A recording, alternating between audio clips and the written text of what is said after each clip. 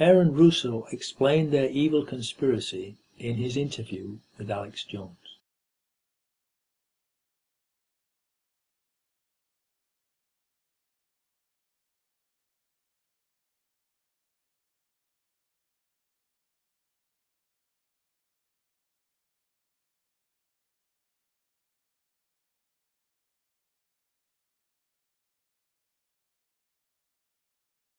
So the ultimate goal that these people have in mind is the goal to create a one-world government run by the banking industry, run by the bankers, and they're doing it in sections. The European currency, the euro, and the European Constitution is one part of it. Now they're trying to do it in America with the North American Union, right? And they want to create a new currency called the Amero, right?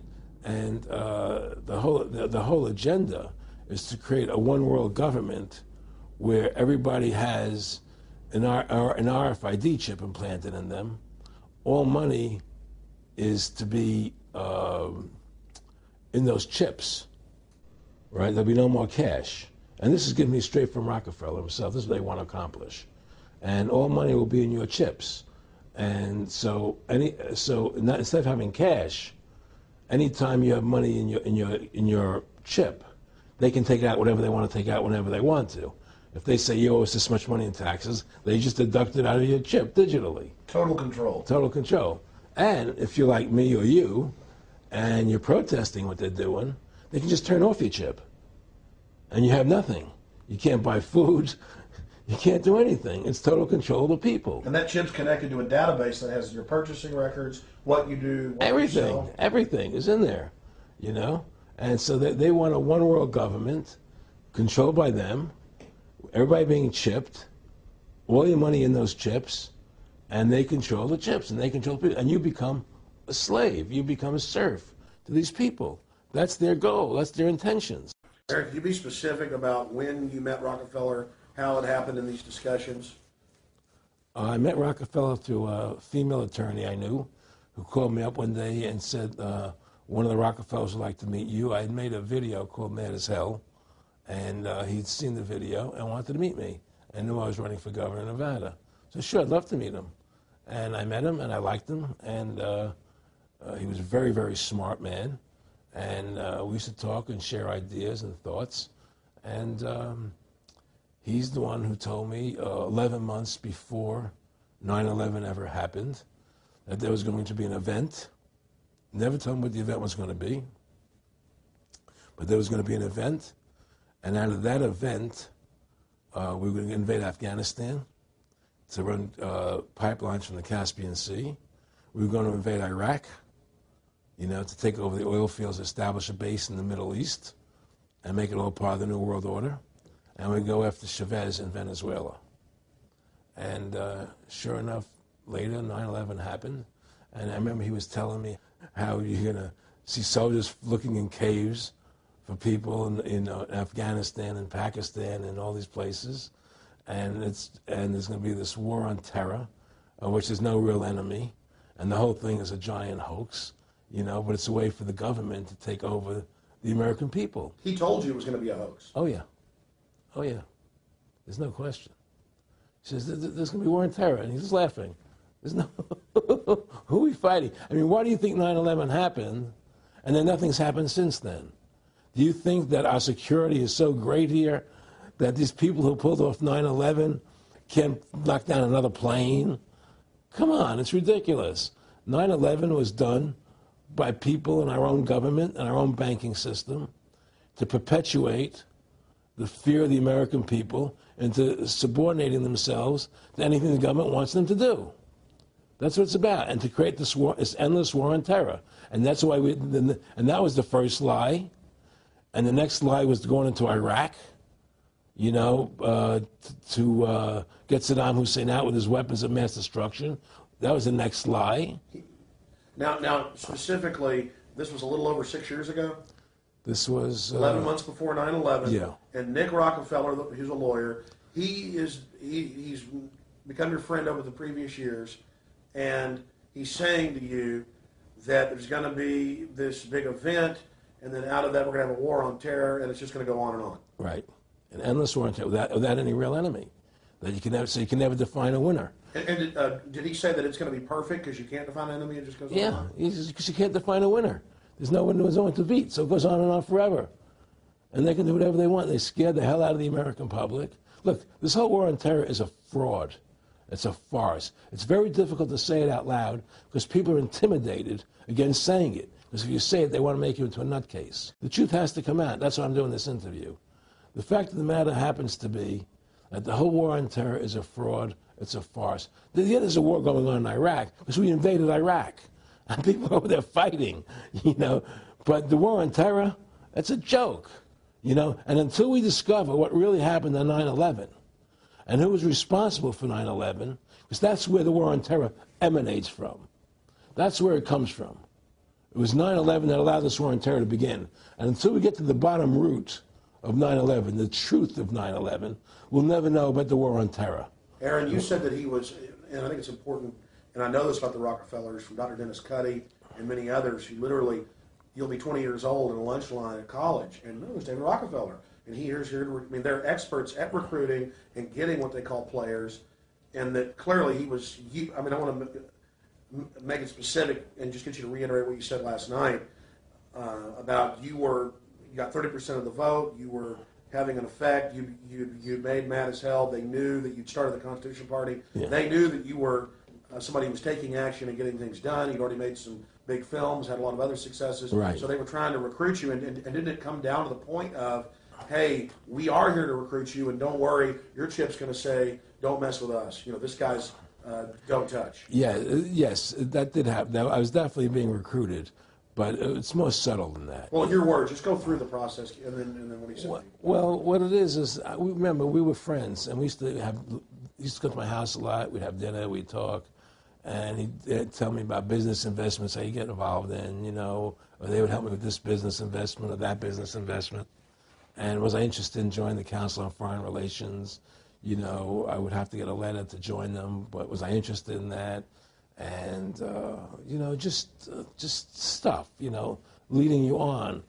And I used to say to him that I never really did that because that wasn't where I was coming from. You know, as much as I like you, Nick, you know, your ways and my ways, we're on the opposite side of the fence. You know, I don't believe in enslaving people, you know, and he would come back with, oh, I do? Well, it would be more like, you know... It's better for them. Well, it's more like, you know, how do I put it? It was like, what do you care about them? What do you care about those people? What difference does it make to you? Take care of your own life. Do the best you can for you and your family. What do the rest of the people mean to you? They don't mean anything to you. They're just serfs. They're just people.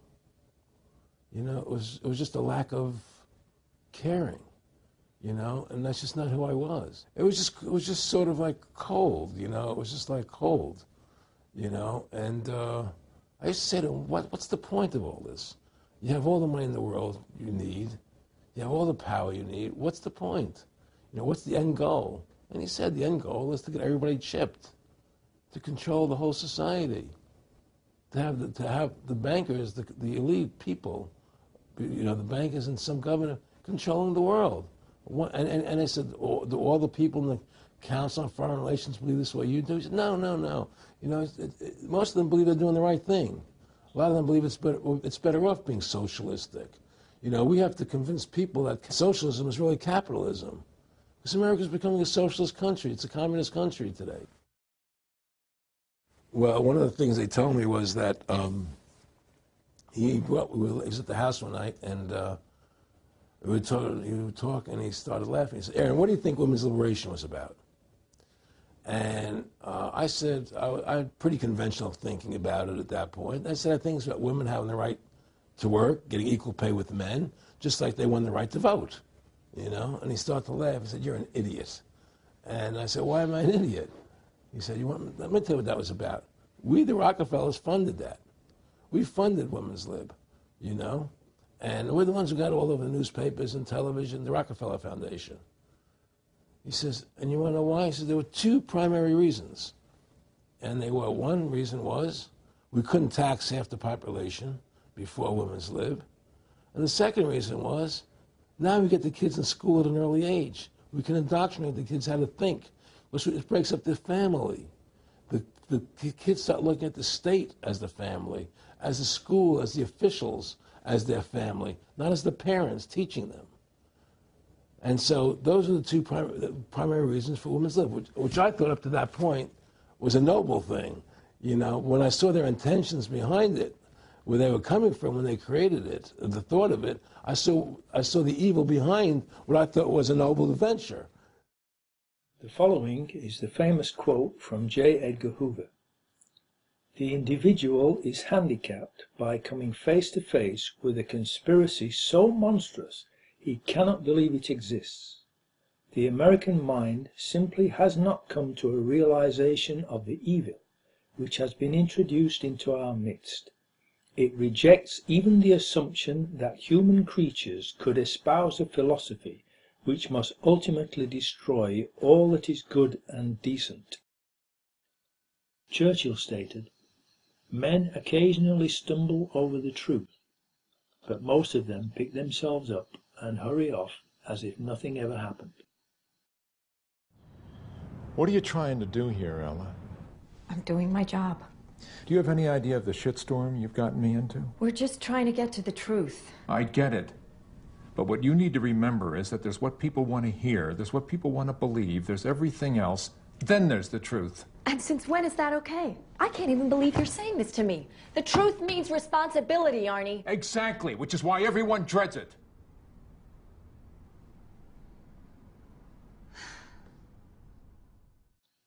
You need to learn the truth that will set you free, as Jesus told you, and take full responsibility for your actions.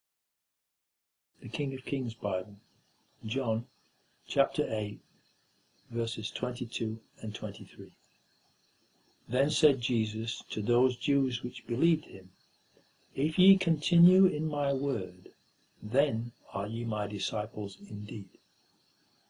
And ye shall know the truth, and the truth shall make you free.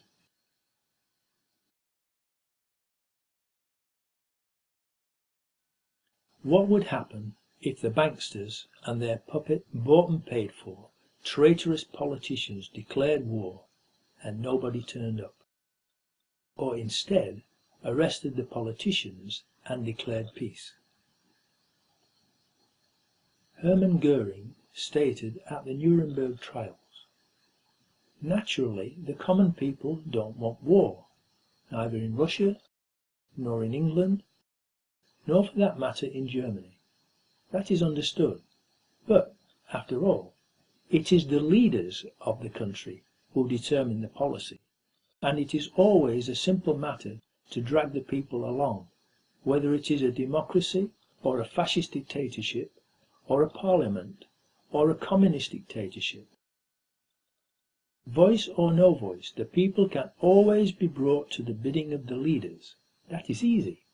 All you have to do is tell them they are being attacked, and denounce the peacemakers for lack of patriotism and exposing the country to danger. It works the same in any country. And the banksters are experts at creating false flag events like the Reichstag fire, the Gulf of Tonkin incident, the USS Liberty, America 9/11/2001, Bali 10/12/2002, Madrid 3/11/2004, London 7/7/2005, Norway 7/22/2011, etc. Or provoking and allowing attacks like Pearl Harbor as an excuse to get America into World War II, which was quoted in the PNAC 2000 document as being needed to enable them to drag Americans into the endless war on terror, and was accomplished with 9/11/2001, in which a similar number of Americans died to the number who died at Pearl Harbor, and it had the same effect of launching Americans into war.